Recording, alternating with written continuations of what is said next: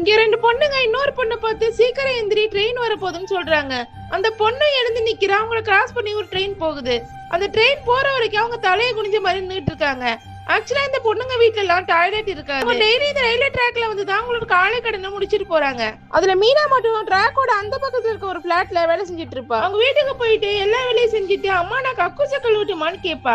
அது கக்கூசி இல்ல டாய்லெட்னு சொல்லி கழுவ சொல்றாங்க. அவளுக்கு எல்லாத்தையும் விட அந்த டாய்லெட் கழுவுறதா ரொம்ப பிடிச்சிருக்கு. இப்ப அடுத்த நாள் அந்த பொண்ணுங்க எல்லாம் சேர்ந்து மறுபடியும் டாய்லெட் போலாம் ரயில்வே ட்ராக்கு போறாங்க. 96 படத்துல திரிஷா போட்டிருக்க ஐஷோட பத்தி பேசிட்டு இருக்கா. அப்ப மீனா கிட்ட அதை பத்தி கேக்குறாங்க.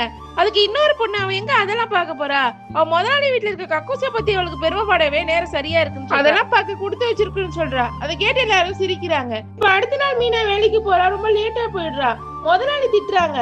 அன்னைக்கு நான் டாய்லெட்டை கிளீன் பண்ணவான்னு கேக்குறா. அவங்க கிளீன் பண்ண சொல்றாங்க. அவ ரொம்ப சந்தோஷமா அந்த டாய்லெட்டை கிளீன் பண்றா. இப்ப மீனா தூங்கிட்டு இருக்கா. அப்ப அவருக்கு ஒரு கால் வருது. அது யாருன்னா அவங்க முதலாளி தான்.